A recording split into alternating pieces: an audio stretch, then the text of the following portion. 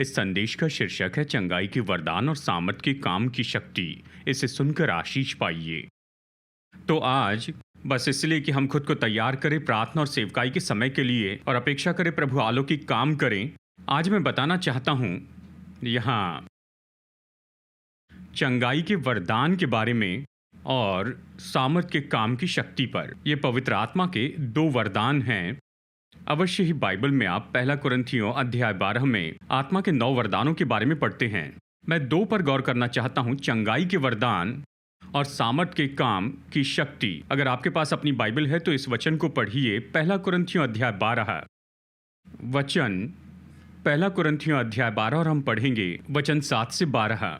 आज हम कुछ वचन पढ़ेंगे, ज़्यादा वचन नहीं, और कुछ विचार बताएंगे और फिर उसके बाद में हम प्रार्थना करेंगे। मैं भरोसा करता हूँ जब आप वचन सुनेंगे तो प्रोत्साहित होंगे कि प्रभु पर विश्वास करें कि आपके जीवन में परमेश्वर के काम हो। और जो ऑनलाइन देख रहे हैं आपके लिए भी, चाहे आप ऑडिटोरियम में नहीं लेकिन जहाँ भी आप घर में हैं, प्रभु से अपेक्षा करें कि वो आपकी सामर्थी सेवकाई करें। पहला कुरिन्थियों अध्याय 12 वचन 7 से 11।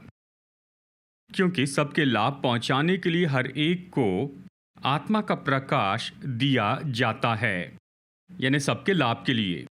क्योंकि एक को आत्मा के द्वारा बुद्धि की बातें दी जाती है और दूसरे को उसी आत्मा के अनुसार ज्ञान की बातें। किसी और को उसी आत्मा से विश्वास, किसी को उसी एक आत्मा से चंगा करने का वरदान दिया जाता है, फिर किसी को सामर्थ के काम करने की शक्ति, और किसी को भविष्यवाणी की, और किसी को आत्माओं की परख, और किसी को अनेक प्रकार की भाषा, और किसी को भाषाओं का अर्थ बताना। परंतु ये सब प्रभावशाली कार्य वही एक आत्मा कराता है, और जिसे जो चाहता है वह बांट देता है। अब हमने केवल 5 वचन पढ़े हैं उन ऐसे 3 अध्यायों से जो प्रेरित पौलुस ने लिखे हैं, अध्याय 12, 13 और 14 से। और ये तो आत्मा के वरदान के बारे में हम देख रहे हैं। हमने केवल 5 वचन चुने, तो निश्चय इन सब के लिए संदर्भ है, और निश्चय संदर्भ है इस पूरी किताब के लिए, पहला कुरिन्थियों की इस पूरी पत्री के लिए, और स्वयं प्रेरित पौलुस इसे लिखता है, और निश्चय ही यहाँ नए नियम का संदर्भ है। तो हमें इन सब को संदर्भ में देखना होगा। लेकिन आज मैं चाहता हूँ कुछ ही बातों पर जोर दूंगा, तो मुझे माफ कीजिए अगर मैं पूरी बात न बता पाऊं, क्योंकि कई बार मजबूती से ईमेल आते हैं या कॉल आते हैं लोगों से, और वो मुझ पर दोष लगाते हैं, कहते हैं आप पूरी बात नहीं सिखा रहे। और मैं, क्योंकि उन्होंने एक संदेश सुना, और कई बार तो वो एक संदेश का एक भाग सुनते हैं और फिर वो हमला करते हैं। लेकिन मैं कहता हूं, अगर आप सच में बुद्धिमत्ता से न्याय करना चाहते हैं तो आपको कम से कम 22 साल के संदेश सुनने चाहिए। सब हमारी वेबसाइट पर हैं। जाकर देखिए और फिर न्याय कीजिए। लेकिन सामान्य रूप में लोग ऐसा नहीं करते हैं, तो मैं पहले ही बता दूं। देखिए, हम तो 40 मिनट बताते हैं, हम केवल कुछ ही विचार बता पाएंगे आत्मा के वरदान के बारे में। इसमें और भी बहुत कुछ है और हम आपको वो सब बताना चाहते हैं इन 40 मिनट में। तो इन 40 मिनट के ऊपर कोई निष्कर्ष मत निकालिए चर्च के बारे में, पास्टर के बारे में या प्रचारक के बारे में। जीवन के कामों को देखकर ही न्याय करें, ठीक है? ये कहते हुए यहाँ पर इस बात पर मैं जोर देना चाहता हूँ कि सबसे पहले ये आत्मा के वरदानों के बारे में कहता है। प्रेरित पौलुस कहता है ये तो आत्मा का प्रगटीकरण यहाँ होता है। देखिए, प्रगटीकरण शब्द का अर्थ होता है कि दिखाई दें, कि प्रकट करें, कि हमें सबूत दें। तो पवित्र आत्मा के वरदान वो तो आत्मा के प्रगटीकरण है। मतलब पवित्र आत्मा कहता है, हेलो मैं यहां पर हूं। वो खुद को दिखाने लगता है, वो खुद की उपस्थिति का सबूत देता है, वो खुद को प्रकट करने लगता है। लोग कहते हैं कि मुझे सबूत दीजिए कि आप जो कह रहे हैं वो सच है। मुझे सबूत दीजिए कि यीशु पर यह विश्वास सच्चा है। मुझे सबूत दीजिए कि बाइबल असली है। खैर, एक तरीका है कि कलीसिया को सबूत देने चाहिए, और ये इसके द्वारा है, वो है आत्मा के प्रगटीकरण के द्वारा। क्या आप समझ रहे हैं? परमेश्वर ने कलीसिया में यही तो कहा है। और इसलिए अगर हम आत्मा के प्रगटीकरण को इस तरह से दबाते जाएं, तो हम परमेश्वर को रोक रहे हैं कि वो खुद को प्रकट न करें। क्या आप समझ रहे हैं? हाँ या नहीं? क्योंकि ये तो आत्मा के प्रगटीकरण है। वो तो खुद को प्रकट करना चाहता है। वो चाहते हैं कि आपके और मुझसे बाहर आकर कहे कि हेलो, मैं यहाँ हूँ, मैं जीवित हूँ। आमीन। तो पवित्र आत्मा के वरदान जिनकी सूची यहाँ दी है, ये जरिया है जिसके द्वारा परमेश्वर अपनी उपस्थिति के सबूत देते हैं, वो अपने आप को प्रकट करते हैं। ये प्रगटीकरण है उसकी आत्मा की। और एक बात है जो हमेशा हमें मन में रखनी चाहिए, और यीशु ने स्वयं ये कहा है यूहन्ना 16:14 में, पवित्र आत्मा के कामों के बारे में कहा कि वो मेरी महिमा करेगा। तो पवित्र आत्मा किसे महिमा देता है? कम ऑन, पवित्र आत्मा किसे महिमा देता है? यीशु को। तो पवित्र आत्मा जो कुछ भी कर रहा है आपके और मेरे द्वारा, चर्च के द्वारा, ये हमेशा उठाता है, महिमा देता है, उठाता है यीशु मसीह को। आमीन। और इसलिए ये कहना तो बहुत ही व्यवहारिक होगा कि पवित्र आत्मा के वरदान जो कि आत्मा के प्रगटीकरण होते हैं, तो इसका अंतिम परिणाम तो यही होगा कि यीशु मसीह को महिमा दी जाएगी। आमीन। यही है, वो यही चाहता है कि खुद को प्रकट करे। और पवित्र आत्मा खुद को कहाँ प्रकट करता है और ये वरदान क्यों काम करते हैं? इसलिए कि यीशु मसीह को महिमा मिल जाए। अब बहुत ही सरल तरीके से, और मैं यहाँ पर गहरी चर्चा में नहीं आना चाहता। अगर ज़्यादा पढ़ना है तो हमारे पास पवित्र आत्मा के वरदानों के बारे में किताब है, 200 पन्नों से भी ज़्यादा अगर पढ़ना चाहते हैं। लेकिन बहुत ही सरल तरीके से मैं यहाँ 2 बात बताना चाहता हूँ कि हमें सहमत करे कि पवित्र आत्मा के जो वरदान हैं वो आज भी चर्च के लिए हैं। क्योंकि निश्चय हमारे मसीह चर्च का एक भाग है जो कहते हैं पवित्र आत्मा के वरदान आज हमारे लिए नहीं है। ये जब आखिरी प्रेरित मर गया, सब कुछ खत्म हो गया। हम उन्हें कहते हैं सेंसेशनलिस्ट, मतलब वो विश्वास करते हैं कि पवित्र आत्मा के वरदान आज कार्यशील नहीं हैं। मैं बस सरल काम करना चाहता हूँ, सरल बात है, ये उलझी हुई नहीं है। 2 कारण कि क्यों हम कह सकते हैं कि पवित्र आत्मा के वरदान आज भी काम कर रहे हैं। पवित्र आत्मा आज चर्च में है, वो चर्च से दूर नहीं किया गया। अब देखिए, यहाँ पर वचन का एक भाग जिसका लोग उपयोग करते हैं वो 1 कुरिन्थियों 13 है। चलिए अगले अध्याय में चलते हैं, वचन 9 से 12। कई बार, और ये तो अच्छे लोग हैं, हम उनसे प्रेम करते हैं, हम उनके विरुद्ध में नहीं हैं, मैं तो बस केवल प्रत्युत्तर बता रहा हूं कि उनमें से बहुत से लोग क्या कहते हैं। 1 कुरिन्थियों अध्याय 13 वचन 9 से 12, बहुत से लोग इस वचन का उपयोग करते हैं कि ये कहें कि पवित्र आत्मा के वरदान अभी इस समय चर्च में उनकी जरूरत नहीं है। तो चलिए इसे देखते हैं। 1 कुरिन्थियों अध्याय 13 वचन 9 से 12। प्रेरित पौलुस, अब ये प्रेम का बड़ा महान अध्याय है, और दिलचस्प बात तो ये है कि ये तो आत्मा के वरदानों के कामों के बीच में सैंडविच जैसे है। हम देखेंगे क्यों पौलुस ने इसके बीच में प्रेम के बारे में लिखा। लेकिन चलिए इस वचन भाग को देखते हैं। 1 कुरिन्थियों 13 वचन 9 से 12। पौलुस कहता है, क्योंकि हमारा ज्ञान अधूरा है और हमारी भविष्यवाणी अधूरी है। मतलब भविष्यवाणी ये तो पवित्र आत्मा का वरदान है, और वो कहता है कि हमारी भविष्यवाणी अधूरी है। तो जब भविष्यवाणी का वरदान बहता है तो अपेक्षा मत कीजिए, तो अपेक्षा मत करें जो भविष्यवाणी कर रहा आपके बारे में सब कुछ जानता है। लेकिन कभी ऐसा नहीं होता। वो जानते हैं कुछ भाग, भूतकाल, वर्तमान, भविष्य, जो प्रभु दिखाना चाहे, लेकिन हमेशा ये भागों में है। हम भागों में भविष्यवाणी करते हैं। प्रभु ने इसे इसी तरह से बनाया, इसलिए इसे कहते हैं बुद्धि की बातें। ये पूरी बुद्धि नहीं, लेकिन एक बात है, एक हिस्सा है। ये तो ज्ञान की बातें हैं। प्रभु जो कुछ भी हो रहा है उसके बारे में थोड़ा सा ज्ञान देते हैं। तो वचन 9, हमारा ज्ञान अधूरा है, हमारी भविष्यवाणी अधूरी है। वचन 10, परंतु जब सर्वसिद्ध आएगा, जब वो आएगा तो जो अधूरा है या भागों में है मिट जाएगा।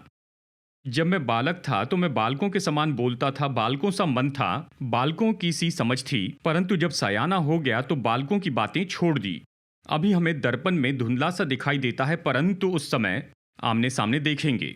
इस समय मेरा ज्ञान अधूरा है, परंतु उस समय ऐसी पूरी रीति से पहचानूंगा जैसे मैं पहचाना गया हूँ। पर अब विश्वास, आशा, प्रेम, ये तीनों स्थायी हैं, पर इनमें सबसे बड़ा प्रेम है।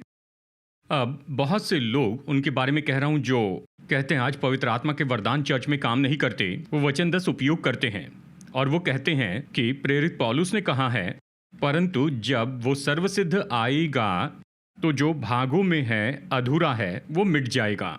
अवश्य ही इसके पहले के वचन 9 में प्रेरित पौलुस कहता है कि हमारी भविष्यवाणी अधूरी है, कहता है भागों में है। ये तो आत्मा के वरदानों के बारे में कहता है।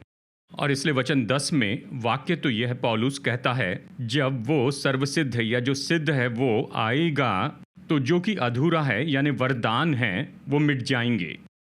तो वो इस बात पर बहस करते हैं कि खैर जो सिद्ध है यानी बाइबल आ चुकी है, पूरा प्रकाशन आ गया है, पुराना नियम नया नियम, तो जबकि बाइबल हमें दे दी गई है तो हमें ज़रूरी नहीं है उस अधूरे की जो कि वरदान है। यही बुनियादी बहस है। और जो सेंसेशनलिस्ट है कहते हैं हमें आत्मा के वरदानों की ज़रूरत नहीं, ये अभी काम नहीं करते हैं, क्योंकि प्रेरित पौलुस ने कहा कि जब वो सर्व सिद्ध आ जाएगा तो जो अधूरा है वो तो मिट जाएगा। लेकिन हमें बुद्धिमत्ता में ईमानदारी से कहना है। संदर्भ को जांचिए, यहाँ पर पौलुस किस बारे में कह रहा है। क्या वो वचन के बारे में कह रहा है या फिर किसी और बात के बारे में कहता है? हमें इसके आसपास के सभी वचन पढ़ने हैं। तो पौलुस का ये कहने का मतलब क्या था जब उसने कहा जब वो सर्वसिद्ध आ जाएगा? तो सच में उसका अर्थ क्या है? क्या वो नए नियम के प्रकाशन के बारे में कह रहा था या किसी और के बारे में कह रहा था? अगर आप देखें वचन 12 और 13 तो ये निश्चय है कि वो कुछ और कह रहा है, क्योंकि यहाँ पर है तब, यहाँ पर 2 तब हैं उसके एक जब के लिए। वो कहता है तब हम उससे आमने सामने देखेंगे। क्या आप अभी यीशु को आमने सामने देख रहे हैं? हाँ या नहीं? निश्चित नहीं। क्या आप अभी यीशु को आमने सामने देख रहे हैं? नहीं। फिर से तब शब्द आया है वचन 12 में, परंतु उस समय ऐसी पूरी रीति से पहचानूंगा जैसे मैं पहचाना गया हूं। मतलब सब जानेंगे जैसे हम जाने गए हैं। क्या अभी सब कुछ जानते हैं? आपके पास पूरी बाइबल है कि आप सब कुछ जानते हैं? तो अभी भी हमें वरदान की जरूरत है। लेकिन तब तो यहां पर ये बाइबल के आने के बारे में या नए नियम के प्रकाशन के बारे में नहीं कह रहा है।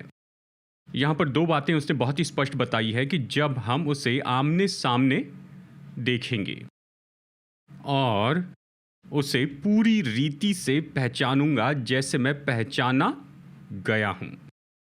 क्या आप जानते हैं आज से 5 साल बाद आप कहाँ होंगे? किस अध्याय और वचन में? क्या आप जानते किससे शादी करनी है? कौन सा अध्याय और वचन? क्या आप पूरी तरह जानते हैं? नहीं। और इसलिए हमें अभी आत्मा के काम चाहिए। परमेश्वर वरदानों का उपयोग करेंगे कि अपने लोगों की मदद करें कि उनके जीवन में विश्वास की यात्रा को पूरी करें। क्या आप समझ रहे हैं? ये बहुत ही सरल है, बहुत सरल। हमें बस वचन पढ़ने हैं। इसलिए कोई और 1 कुरिन्थियों 13 का उपयोग करके आपको ये न बताया कि पवित्र आत्मा के वरदान अभी काम नहीं कर रहे हैं। हम तो सहमत हैं कि पवित्र आत्मा चर्च में है। हम सहमत हैं कि आत्मा के जो प्रगटीकरण हैं ये आज हमारे लिए हैं। अगर किसी समय हमें पवित्र आत्मा के वरदानों के काम चाहिए तो अभी चाहिए। आमीन। और देखिए, ये कारण बनाना तो बहुत ही सरल है। वो है कितने लोग यीशु को महिमा देना चाहते हैं अपने जीवन में। हम सब यीशु को महिमा देना चाहते हैं। पवित्र आत्मा यहाँ है कि यीशु को महिमा दे, लेकिन वो खुद को कैसे प्रकट करता है? अपने किसके द्वारा? बताइए। अपने वरदानों द्वारा। तो आत्मा का जो प्रगटीकरण है उसका परिणाम होगा कि यीशु महिमा में होंगे। अब बहुत ही व्यवहारिक और सरल सवाल है, परमेश्वर चर्च से उस चीज को क्यों बाहर निकाल देगा जिसके द्वारा पवित्र आत्मा खुद को कलीसिया के द्वारा प्रकट कर सके? परमेश्वर क्यों उसे निकालेंगे जो पवित्र आत्मा की मदद करेगा कि खुद को चर्च के द्वारा प्रकट कर दे? क्योंकि आत्मा के जो वरदान है ये तो आत्मा का प्रगटीकरण होता है और हमेशा इसका परिणाम ये होगा कि ये यीशु मसीह को महिमा देंगे। आप समझ रहे हैं? 2 सरल कारण हैं। पहला तो ऐसी बहस या चर्चा है जो कहती है हमें वरदानों की ज़रूरत नहीं क्योंकि बाइबल यहाँ पर है। खैर, हमारे पास बाइबल है, पर हमने अब तक उसे आमने सामने नहीं देखा। हमारे पास बाइबल है और हम बहुत सी बातों को नहीं जानते हैं। हमें सलाह चाहिए, हमें परमेश्वर का वचन चाहिए, प्रतिदिन पवित्र आत्मा का मार्गदर्शन चाहिए कि जीवन में अपनी यात्रा में आगे बढ़ें। हमें पवित्र आत्मा चाहिए कि हमारी अगुवाई और मार्गदर्शन करे। और दूसरी बात, पवित्र आत्मा हमारे द्वारा अपने आप को प्रकट करता है जो यीशु मसीह को महिमा देता है और परमेश्वर उसे चर्च से दूर नहीं करेंगे। तो यह हमें इस महत्वपूर्ण सच्चाई की ओर लेकर आता है जो हम नए नियम में देखते हैं इन 3 अध्यायों में, 1 कुरिन्थियों 12, 13 और 14 में। और वो ये है कि हमें आत्मिक वरदानों की इच्छा रखनी है। आइए एक साथ कहते हैं, मैं आत्मिक वरदानों की इच्छा रखता हूँ। देखिए, हर एक विश्वासी वो इन सारे प्रगटीकरण की इच्छा रखें।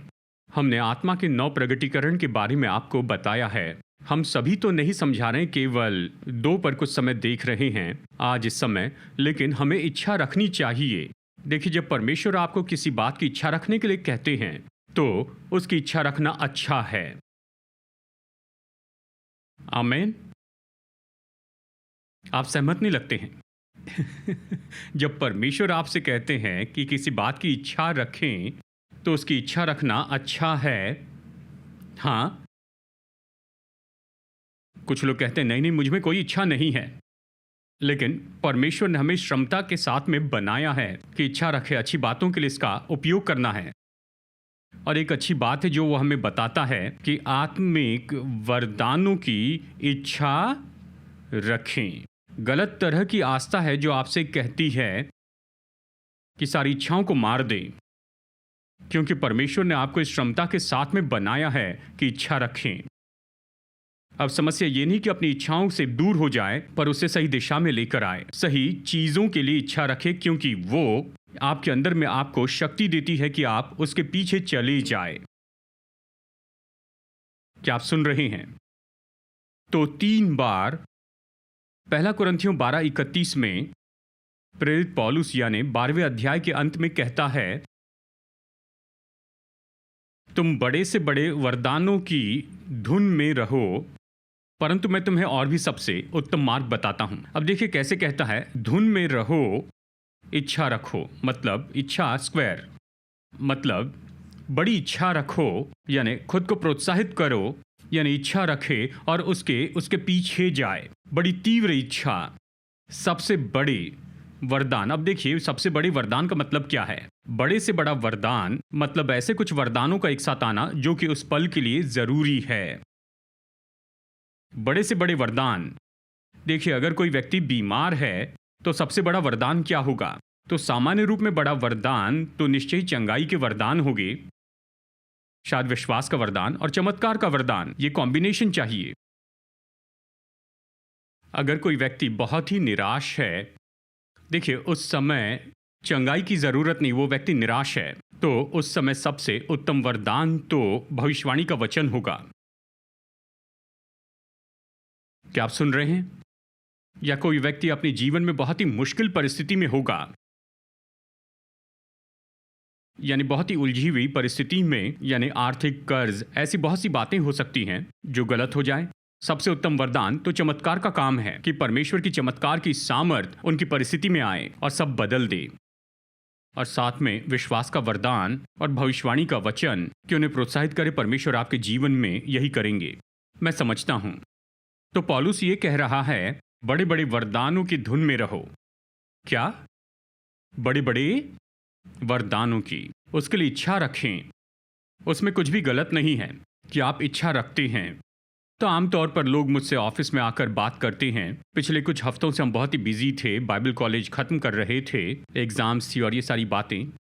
पर आमतौर पर लोग ऑफिस में मुझसे मिलते हैं, मुझसे बातें करते हैं। मैं कहता, प्रभु बुद्धि दीजिए, बुद्धि की बातें दीजिए, क्योंकि वो मुझे अपनी समस्या के बारे में कहते हैं। मैं निश्चय ही किसी तरह से अपनी योग्यता पर आधारित होकर उत्तर नहीं दूंगा। मुझे वहां पर बुद्धि की बात चाहिए। और ऐसी परिस्थिति और हम प्रार्थना करते हैं कि प्रभु हमें चमत्कार का वरदान चाहिए कि इन सारी बातों को बदल दे। इसे कैसे कर सकते हैं? बाइबल कहती है बड़े बड़े वरदानों की धुन में रहो। आपको इसकी इच्छा रखनी है, कोई भी परिस्थिति हो। जब मैं सॉफ्टवेयर डेवलपमेंट कर रहा था और जब मैं कस्टमर्स के लिए काम कर रहा था तो प्रार्थना करता था, प्रभु बुद्धि दीजिए कि सिस्टम को कैसे बनाऊं, मैं कैसे, यानी देखिए बहुत सी परिस्थिति होती है, मैं कैसे उत्तर दूं, कल मीटिंग है, मैं कैसे इन लोगों के साथ में काम कर सकता हूं। हाँ, बुद्धि की बातें। क्या परमेश्वर बोर्डरूम से डरते हैं? नहीं डरते, पर वो बॉस हैं, ठीक है, और वो तो बुद्धि के स्रोत हैं। लेकिन आपको और मुझे इच्छा रखनी है, इच्छा रखनी है। बड़े बड़े वरदानों की धुन में रहें। तो आपके दफ्तर में, आपकी स्कूल में, अपने कॉलेज में या सड़कों पर, आप जहां भी रहें, आप इच्छा रख सकते हैं, प्रभु मैं चाहता हूं कि आपके वरदान मेरे जीवन में बहें। चाहे जिस किसी परिस्थिति से निपटना है, आपको और मुझे सबसे बड़े वरदान की धुन में रहना है। अध्याय 14। तो पौलुस कहता है मैं तुम्हें इससे उत्तम मार्ग बताता हूं, मतलब प्रेम के बारे में बताता है। वो अध्याय 13 है और फिर वो किस तरह से अध्याय 14 में आता है। पहला कुरिन्थियों 14 वचन 1। पौलुस क्या कहता है, आइए एक साथ इसे पढ़ते हैं। प्रेम का अनुकरण करो और आत्मिक वरदानों की भी धुन में रहो, विशेष करके ये कि तुम भविष्यवाणी करो। आपके लिए एक युक्ति का सवाल है, क्या आप सब जागे हैं? युक्ति का सवाल है, कितने विश्वासी प्रेम के पीछे चलते हैं? चलिए फिर पूछ लूं, कितने विश्वासी प्रेम का अनुकरण करते हैं? सच में विश्वास करते हैं? उत्तर जानते जोर से कहिए, कितने विश्वासी प्रेम का अनुकरण करते हैं? पक्का है? अगला सवाल, कितने विश्वासियों को आत्मिक वरदान की इच्छा रखनी है? देखिए, ये एक वचन है। अगर सभी विश्वासियों को प्रेम का अनुकरण करना है तो वचन का अगला भाग उपयोगी होता है सभी। हाँ, ये व्यवहारिक बात है। ईमानदार हो जाएं, क्योंकि एक ही वाक्य में पौलुस ने कहा प्रेम का अनुकरण करो और आत्मिक वरदानों की धुन में रहो, और एक और है, तो रुके नहीं, पूर्ण विराम नहीं, और विशेष करके ये कि तुम भविष्यवाणी करो। तो आपको बुद्धिमत्ता से ईमानदार होना है। अगर वचन लेना है तो पूरा वचन लीजिए, कोई 1/3 नहीं। ये केवल कॉफी शॉप में होता है, यहां पूरा वचन लीजिए। आमेन। सब विश्वासियों को प्रेम का अनुकरण करना है तो सभी विश्वासियों का आत्मिक वरदानों की धुन में रहना है, और सभी विश्वासियों को खास करके इच्छा रखनी चाहिए भविष्यवाणी की। तो ये दूसरा कारण है क्यों आपको और मुझे आत्मिक वरदानों की धुन में रहना है। पहले हमने कहा कि आत्मिक वरदानों की इच्छा रखें क्योंकि वो परिस्थिति के बारे में है।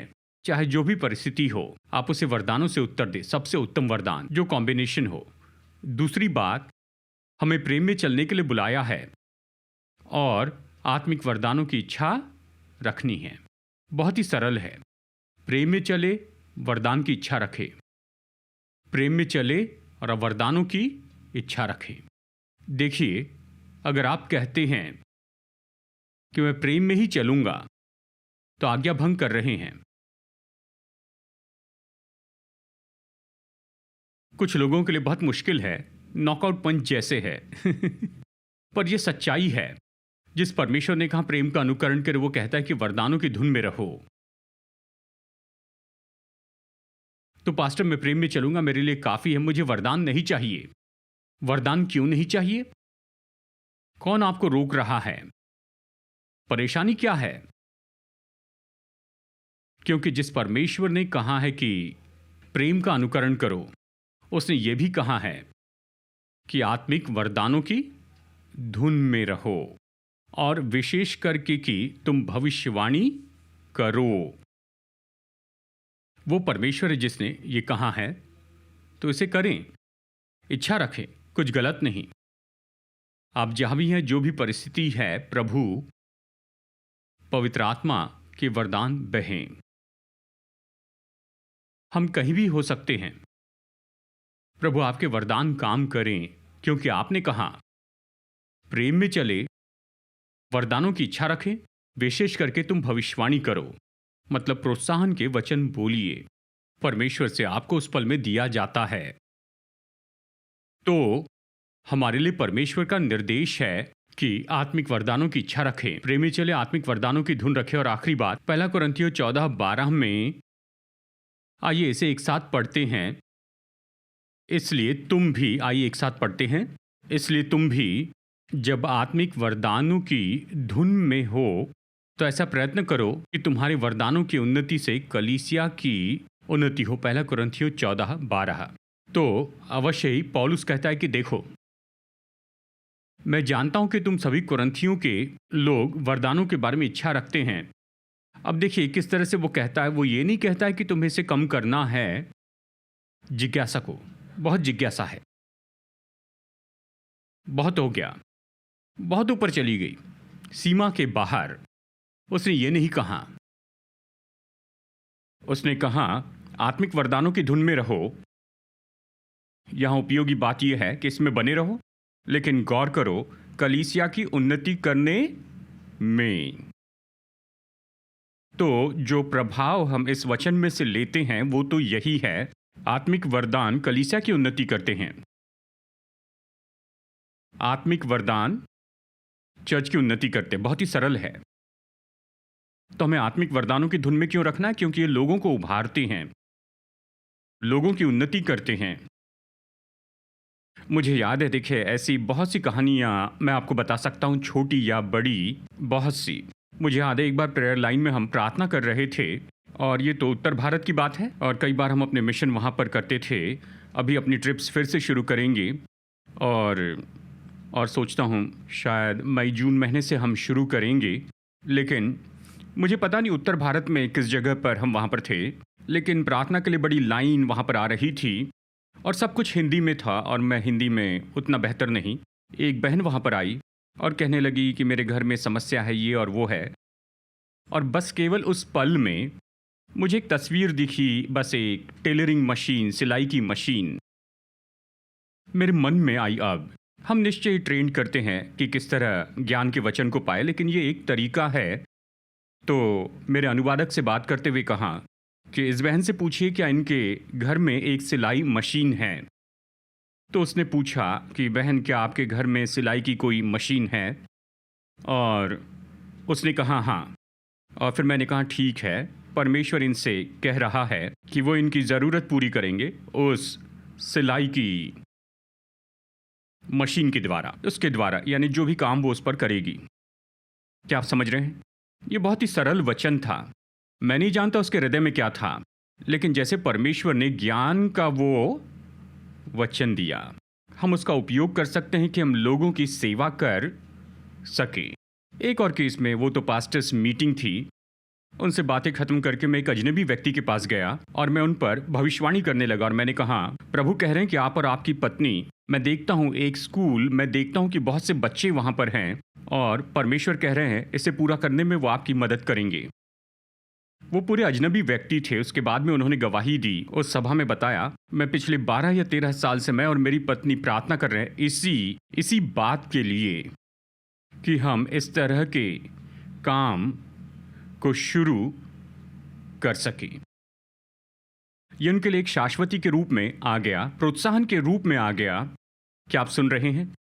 ऐसी बहुत सी बातें। ये तो बस आत्मिक वरदान सच में क्या करते हैं? वो चर्च की उन्नति करते हैं, वो लोगों को उभारते हैं, प्रोत्साहित करते हैं, उत्साहित करते हैं कि आगे बढ़कर वो उस काम को करें। और जबकि हम अमेरिका में थे, मुझे याद है एक बार हम होटल में रुके थे, कहीं सभा कर रहे थे, एक व्यक्ति आया और जैसे ही वो मेरे सामने खड़े हुए, पवित्र आत्मा ने बताया यशायाह 59, मैं सोचता हूँ वचन 16, शत्रु जब बाढ़ के नाई आएगा तो परमेश्वर का आत्मा झंडा खड़ा करेगा। मैं इस व्यक्ति को जानता ही नहीं था, लेकिन मैंने उस वचन को कहा क्योंकि उस वक्त आत्मा ने मुझे वो दिया।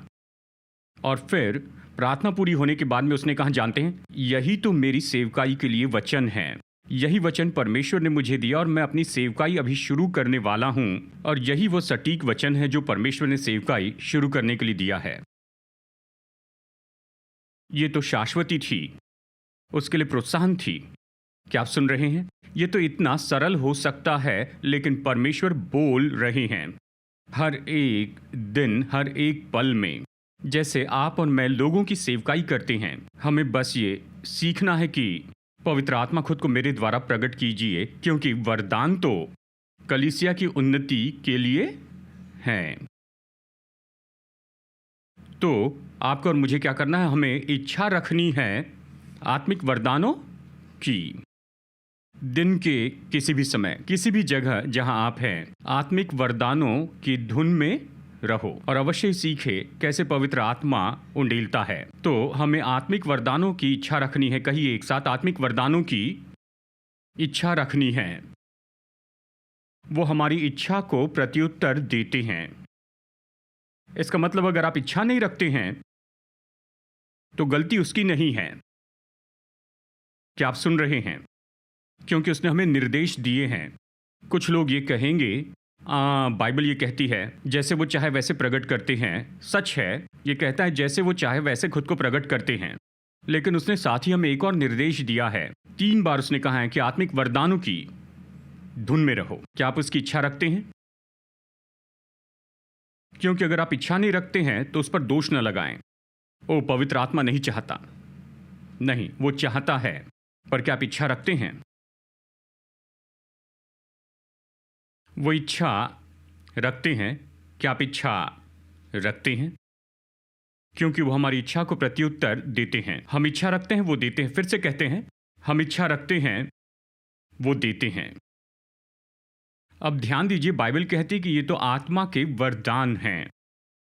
वरदान या उपहार मुफ्त में दिए जाते हैं, कमाए नहीं जाते।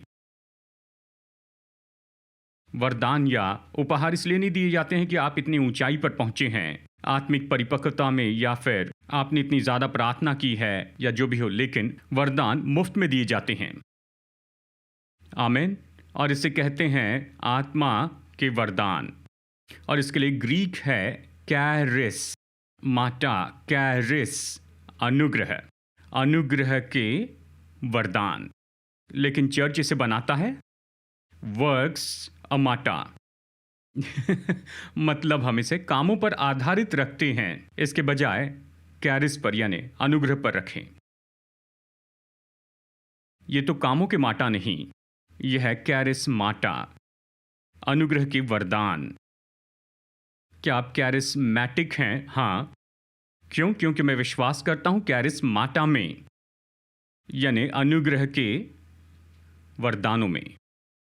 और साथ ही मैं मेथोडिस्ट हूं, और साथ ही पेंटिकॉस्टल हूं, क्योंकि मैं विश्वास करता हूं पेंटिकॉस्टल अनुभव में। मैं मेथोडिस्ट हूं क्योंकि मैं मेथोडिकल होने में विश्वास करता हूं, इसलिए उन्हें मेथोडिस्ट कहते हैं। देखिए, हम जो भी कर रहे हैं उसमें मेथोडिकल हैं।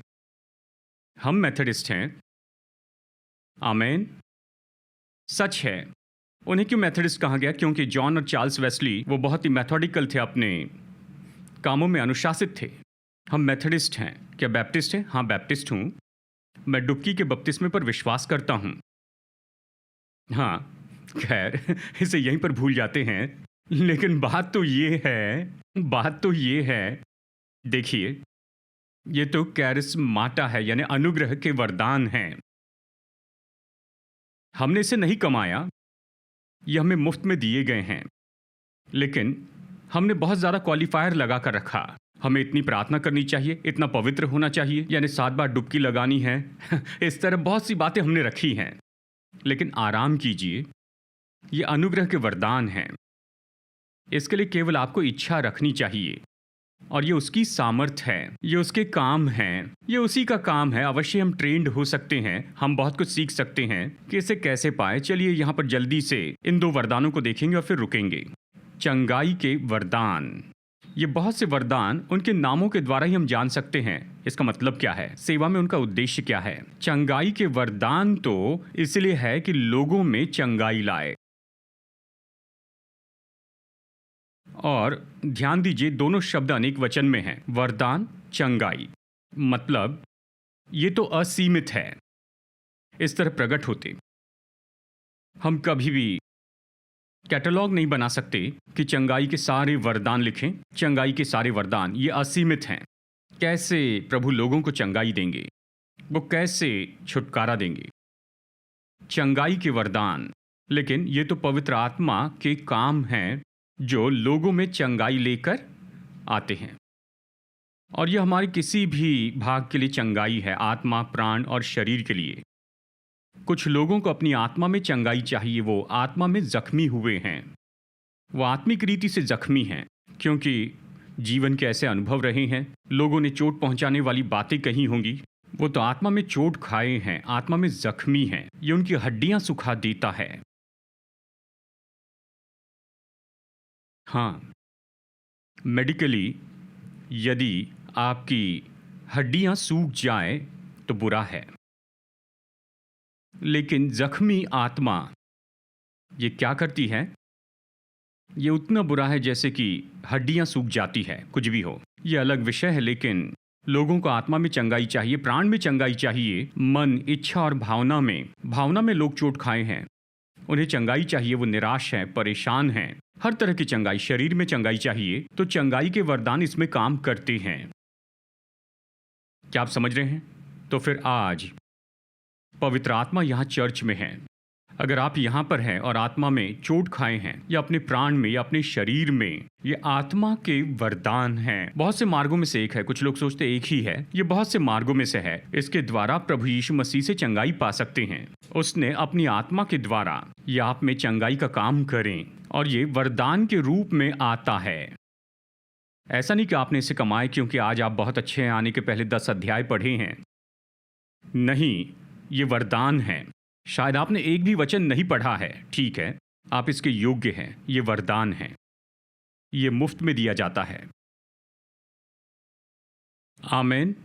और ये तो अलौकिक वरदान हैं। ये हासिल की जाने वाली महारत नहीं है। यानी भूतकाल में कोई किताबें आपने पढ़ी आत्मा के वरदानों पर और लेखक ने कहा होगा, अगर आप कई भाषाएं जानते हैं तो आपके पास अन्य भाषा बोलने का वरदान है, अगर आप डॉक्टर हैं तो आपके पास चंगाई का वरदान है। मतलब सच में कहूं तो ये तो पवित्र आत्मा के काम है, क्योंकि कोई भी बहुत सी भाषाओं में बोल सकता है, उसके लिए जरूरी नहीं कि विश्वासी हो।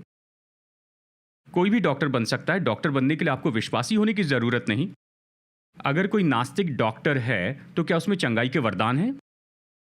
क्या बाइबल इस बारे में कहती है? नहीं, बिल्कुल नहीं। तो ये तो आत्मिक वरदान हैं। ये तो आत्मा का अलौकिक ऐसा काम है, हासिल की हुई महारत नहीं। हासिल की हुई सारी महारत की हम सराहना करते हैं। महारत के लिए प्रभु का धन्यवाद। देखिए, आप सब लोग या आप में से बहुत से लोग प्रोफेशनल्स हैं। आपने कई साल तक ट्रेनिंग की, कई साल में कई डिग्री पाई, महारत पाई है।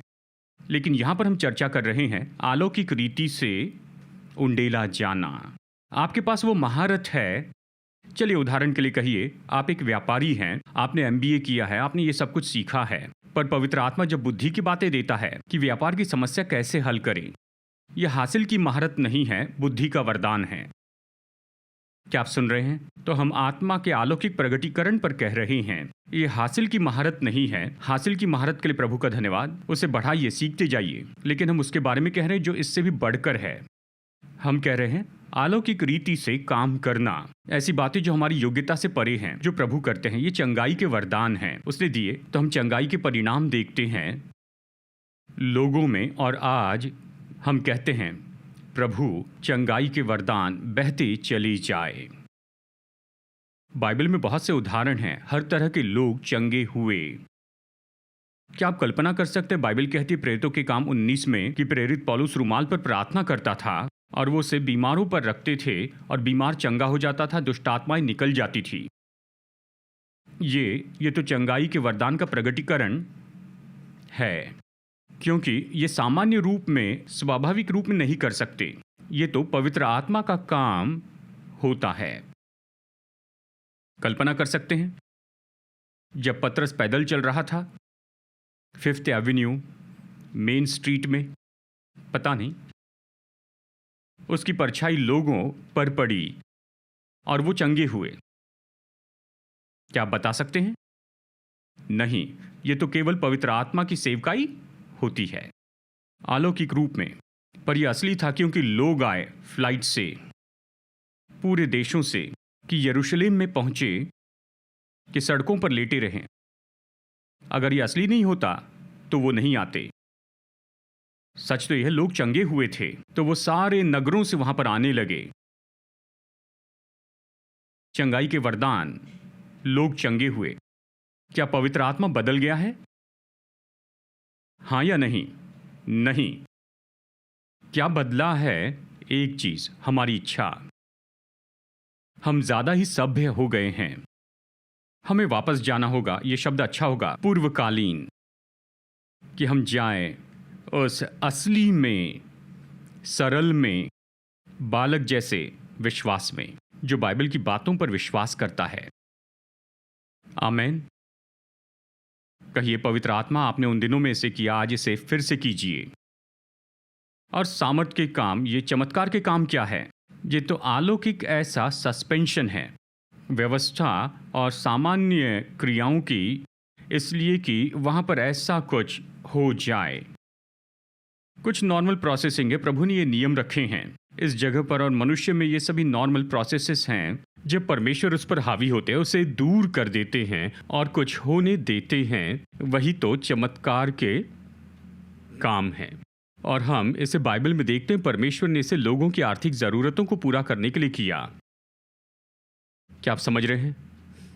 उसने ऐसे किया। नए नियम में मछली के मुंह में से सिक्का निकला। क्या यह सामान्य है? नहीं। लेकिन क्या परमेश्वर ने इसे किया? हाँ।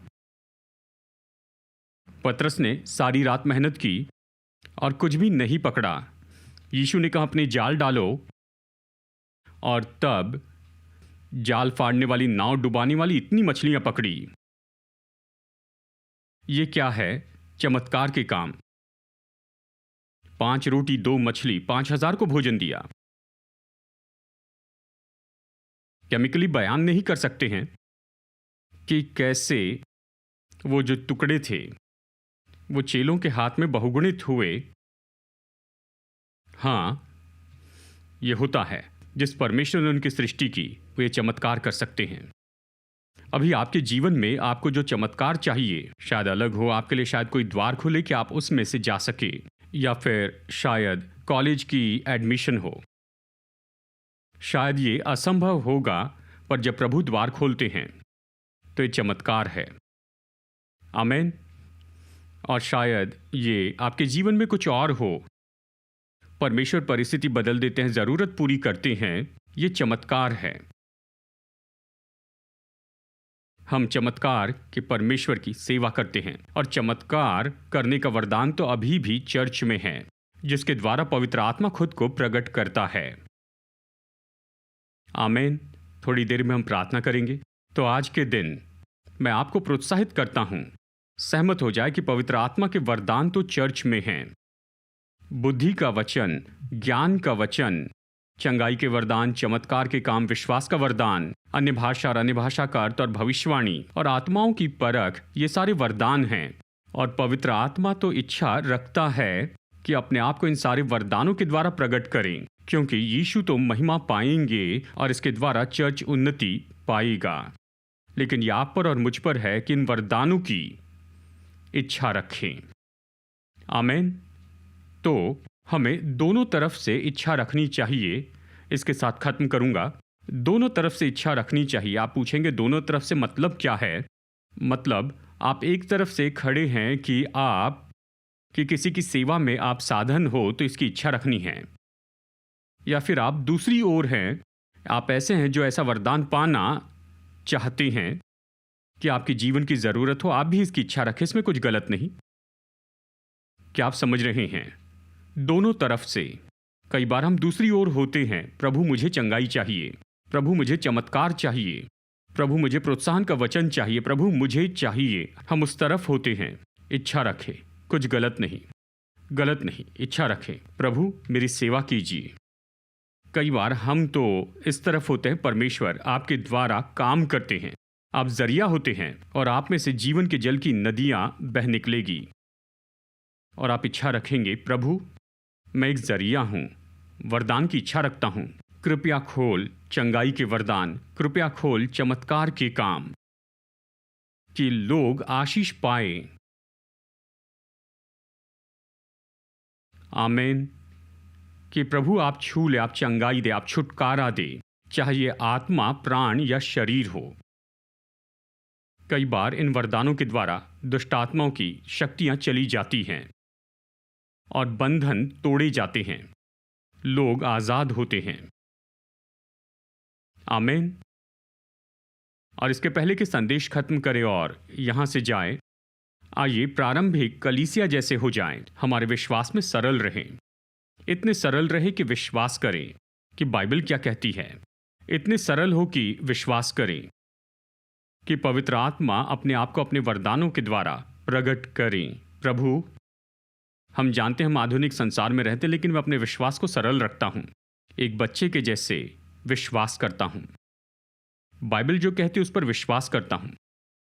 विश्वास करता हूं कि परमेश्वर अपनी आत्मा के द्वारा काम कर सकते हैं। विश्वास करते हैं चंगाई के वरदान और चमत्कार के वरदान पर ये आज हैं। मेरा विश्वास सरल है। मैं विश्वास करता हूं, मैं इच्छा रखता हूं, मैं मांगता हूं, मैं स्वीकार करता हूं, क्योंकि परमेश्वर काम कर रहे हैं। बाइबल के परमेश्वर आज के परमेश्वर हैं। आमीन। समय बदल गया है, लेकिन परमेश्वर नहीं। बाइबल के परमेश्वर आज के परमेश्वर हैं। अभी हम यहां कुछ पल लेंगे, हम अंतिम प्रार्थना करेंगे, लेकिन उसके पहले हम हमेशा की तरह लोगों को यह मौका देंगे कि यीशु मसीह पर विश्वास करें। हम पहले इसके बारे में खड़े रहकर लोगों की अगुवाई करेंगे। जानते हैं, यीशु वास्तविक हैं, वो असली हैं। शारीरिक रूप में नहीं देख सकते, लेकिन वो असली हैं, और वही है जो हमारे जिंदगी को बदल सकते हैं। बाइबल कहती है कि यदि कोई मसीह यीशु में है तो वो नई सृष्टि हो जाता है। तो यीशु इसलिए नहीं आए कि आपको नए तरह का जीवन जीना सिखाएं। यीशु इसलिए नहीं आए कि आपको बताएं कि कैसे बेहतर जीवन जिए। वो इसलिए आए कि आपको और मुझे नई सृष्टि बना दे। धर्म से आपके लिए नहीं कर सकता, फिलॉसफी से आपके लिए नहीं कर सकती, कोई भी नहीं कर सकता, लेकिन प्रभु यीशु मसीह हमें नई सृष्टि बनाते हैं। वो हमारे पापों को क्षमा करना चाहते हैं, क्योंकि हमें अपने पापों की क्षमा चाहिए। वो हमें परमेश्वर के परिवार में लेकर आना चाहते हैं, ताकि हम परमेश्वर की संतान हो, उसके बेटे और बेटियां हो जाएं। और वो हमें नई सृष्टि बनाना चाहते हैं। और बाइबल कहती है कि जितनों ने उसे ग्रहण किया, जिन्होंने यीशु को स्वीकार किया, उसने उन्हें अधिकार दिया कि वो परमेश्वर के पुत्र हो जाए। यही सबसे बड़ी बात है। कल्पना कीजिए आप परमेश्वर की संतान बनते हैं। इसके लिए ज़रूरी है कि आप यीशु को स्वीकार करें। आप जो ऑनलाइन देख रहे हैं अपने घर में हैं, अगर कोई है, आपने यीशु को ग्रहण नहीं किया, मैं सरल प्रार्थना में अगुवाई करूंगा। प्रार्थना के बारे में नहीं, लेकिन आपका निर्णय कि आप उसे स्वीकार करें, यीशु मसीह को। ये तो महान सच्चाई है। आप उसे स्वीकार करते हैं, वो आपके पापों को क्षमा करते हैं, वो आपको परमेश्वर की संतान बनाते हैं, वो आपको नई सृष्टि बनाते हैं। वो ये करते हैं। यानी बहुत बहुत साल पहले मैंने ऐसे किया और कह सकता हूं मेरी जिंदगी बदल गई। वो आज आपके लिए करना चाहते हैं। हम ऐसी प्रार्थना करेंगे और उसके बाद में चंगाई और चमत्कार के लिए प्रार्थना करेंगे। तो आइए कुछ पल के लिए अपनी आंखों को बंद करें। अगर कोई है जो यहाँ पर इस ऑडिटोरियम में है या ऑनलाइन में देख रहे हैं, अगर आपने यीशु मसीह को अपने जीवन में कभी स्वीकार नहीं किया कि आपके पापों को क्षमा करे, आपको परमेश्वर की संतान बनाए, आपको नई सृष्टि बना दे, अगर आपने इसे पहले कभी नहीं किया लेकिन दिल में ये महसूस करते हैं कि मुझे ये ज़रूर करना चाहिए, मैं चाहता हूँ कृपया मेरे साथ में प्रार्थना कीजिए। कोई मनुष्य ज़बरदस्ती नहीं करता है, लेकिन आपका हृदय आपसे ये करने के लिए कहता है। मेरे बाद में ये कहिए, अगर आपने इसे पहले कभी नहीं कहा, प्रभु यीशु मसीह मेरे जीवन में आइए, मेरे पापों को क्षमा कीजिए, मुझे परमेश्वर की संतान बनाइए, मदद कीजिए कि मैं आपके पीछे चलूं, केवल आपके पीछे अपने पूरे जीवन भर। मुझे नया मनुष्य बनाइए, मुझे जीना सिखाइए नई सृष्टि के रूप में, यीशु के नाम में। आमेन, आमेन, आमेन। तो आइए हम सब इच्छा रखें। अगर आप ऐसी जगह पर हैं जहां पर आप चाहते हैं कि परमेश्वर आपके लिए चमत्कार करें या चंगाई पाना चाहते हैं, मैं चाहता हूं इसकी इच्छा रखिए। बाइबल कहती है इच्छा रखिए। प्रभु, मुझे शरीर में चंगाई चाहिए, मुझे मेरी परिस्थिति में चमत्कार चाहिए। इसकी इच्छा रखने में कोई भी गलत नहीं है। इस तरफ हम इच्छा रखते हैं कि निश्चय खोले जाएं चंगाई के वरदान और चमत्कार के काम, चंगाई के वरदान और चमत्कार के काम। पिता, हम एक साथ प्रार्थना करते हैं। प्रभु, जैसे आपके वचनों से हमने सुना है कि ये वरदान तो चर्च में हैं, तो हम प्रार्थना करते हैं कि पवित्र आत्मा लोगों के जीवन में इन वरदानों में होकर काम करें। प्रभु, चंगाई के वरदान बहते जाएं कि लोगों की ज़रूरत, जो कि उन्हें चंगाई पानी है और छुटकारा पाना है, प्रभु, चमत्कार के काम यहाँ पर होने पाए। जीवन की इन परिस्थितियों में चमत्कार होते चले जाएं। इतना ज़्यादा कि परमेश्वर, यहाँ तक कि संबंधों में, देखिए, मैं एक व्यक्ति के बारे में इस तरह से अभी जानता हूँ कि ऐसे लोग हैं जो आपका विरोध कर रहे हैं, आपके शत्रु हैं। उनका चेहरा तो बदल रहा है कि वो तो आपके मित्र हो जाएंगे। ऐसे लोग जो आपको अपने शत्रु के रूप में देखते हैं, बदल रहे हैं, आपके मित्र बन रहे हैं। यहाँ कोई है, ऐसा कोई है जिन्हें अपने जीवन में ऐसा चमत्कार चाहिए? हाथ उठाइए। मैं इसे ले लेता हूँ। मैं देखता हूँ हाथ उठे हैं, मैं इसे ले लेता हूँ, मैं इसे स्वीकार करता हूँ। प्रभु, मुझे पता नहीं ये कैसी परिस्थिति है, लेकिन मैं इसे लेता हूँ कि वही लोग जो मेरे विरुद्ध में हैं वो मेरी ओर से खड़े हो, उनके चेहरे बदल जाएंगे, क्योंकि परमेश्वर आप पर अपनी दया दिखाएंगे और उन्हें बदल देंगे कि वे आपके ऊपर में दया करें। वह ऐसा करेंगे कि उनका आपके लिए पूरा रवैया ही बदल जाएगा। बस याद रखिए, परमेश्वर अपनी दया आप पर करते हैं, अपनी भलाई आपके जीवन पर लाते हैं, वो बदल जाते हैं। ये तो परमेश्वर का काम है आपके लिए। तो पिता, हम धन्यवाद देते हैं, आपका आदर करते हैं। पिता, हम छुटकारे के लिए प्रार्थना करते हैं कि वरदान आए, कि निश्चय ही चंगाई और चमत्कार खोले जाएं। धन्यवाद देते हैं यीशु मसीह। मैं याद करता हूं ऐसे कुछ चंगाइयां जो कि हड्डियों में हुई थी। उनके हाथ में चोट लगी थी और उनकी हड्डी में चंगाई मिली। और ऐसे अगर लोग हैं यहाँ पर, अगर आप ऐसी स्थिति में हैं, तो जहाँ भी हैं आप, जहाँ पर दर्द है या परेशानी है, वहाँ हाथ थाम लीजिए। जहाँ चोट लगी थी वहाँ पर अभी ये चंगाई आ जाए, और ये चंगाई आ जाए। धन्यवाद प्रभु यीशु, धन्यवाद इस चंगाई के लिए। धन्यवाद, आपके नाम को धन्य कहते हैं यीशु, धन्य कहते हैं, आपका आदर करते हैं, आपकी स्तुति करते हैं। पिता, जो भी चंगाई चाहिए इनकी आत्मा में, इनके प्राण में और इनके शरीर में, अभी इस समय वो सारी चंगाई आ जाए। धन्यवाद पिता परमेश्वर, धन्यवाद। यहाँ तक कि वैवाहिक परिस्थिति में आपकी चंगाई का काम होने पाए, चमत्कार का काम होने पाए। शायद आप ये सोचे कि ये कभी नहीं बदल सकता, लेकिन जिसने पानी को दाखरस में बदला, क्या वो आपकी परिस्थिति नहीं बदल सकता है? जिसने चट्टान में से पानी निकाला, क्या वो आपकी परिस्थिति को बदल नहीं सकता है? यहां तक कि आपके विवाह में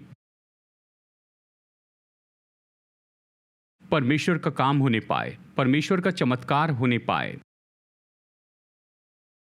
हमें सोचने की जरूरत नहीं कि ये कैसे होगा, हम बस परमेश्वर में चले और अपनी भूमिका निभाए और परमेश्वर सब कुछ बदल देंगे। परमेश्वर जिसने कड़वे पानी को बदल दिया मीठे पानी में, आपके विवाह की परिस्थिति को बदल दे और उसे मधुर बनाए। और कहिए, प्रभु मैं इस चमत्कार के काम को स्वीकार करता हूं। मैं अपने जीवन के लिए इसे स्वीकार करता हूं, वैवाहिक परिस्थिति में स्वीकार करता हूं। मैं इसे ले लेता हूं परमेश्वर। धन्यवाद करते हैं, धन्यवाद करते हैं पिता परमेश्वर। प्रभु चमत्कार होते जाएं, चंगाई होते चले जाएं। अभी प्रभु जबकि लोग इसकी इच्छा रखते हैं, चाहे मैंने इसके बारे में कहा या इसके बारे में बताया नहीं, कोई फर्क नहीं पड़ता। प्रभु जैसे वरदानों की लोग इच्छा रखते हैं, चाहे डॉक्टर की रिपोर्ट कुछ भी क्यों ना हो, प्रभु चमत्कार कीजिए। प्रभु हम डॉक्टर का आदर करते हैं, जो हमारी सेवा करते हैं उनका आदर करते हैं, पर प्रभु आप चमत्कार करने वाले हैं। चमत्कार कीजिए, असंभव काम कीजिए। जैसे आपके लोग आपकी ओर देखते हैं, चंगाई के लिए, चमत्कार के लिए, असंभव काम कीजिए, असंभव काम कीजिए। धन्यवाद प्रभु, धन्यवाद, धन्यवाद प्रभु यीशु। मैं बस ये याद करता हूं हमारे छोटे बच्चों के लिए, जबकि हमने उनके लिए प्रार्थना की थी कुछ समय पहले ही प्रार्थना की। ऐसा बच्चा जिसके सिर में ट्यूमर है, उन्होंने सारे टेस्ट करवाए हैं। हमारी प्रार्थना के बाद बस कुछ ही घंटों में सारे ट्यूमर गायब हो गए और मैं बस खोलता हूं उसी चंगाई को, उसी काम को।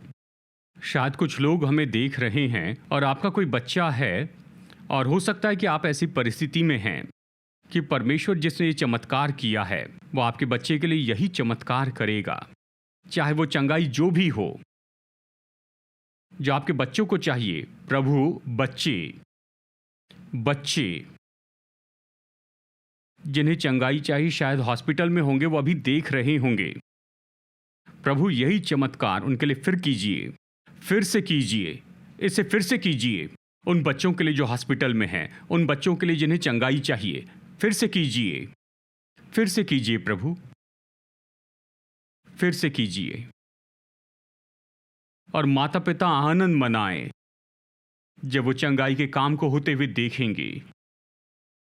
धन्यवाद देते हैं पिता, आपके नाम को धन्य कहते हैं, आपका आदर करते हैं। फिर से कीजिए। धन्यवाद।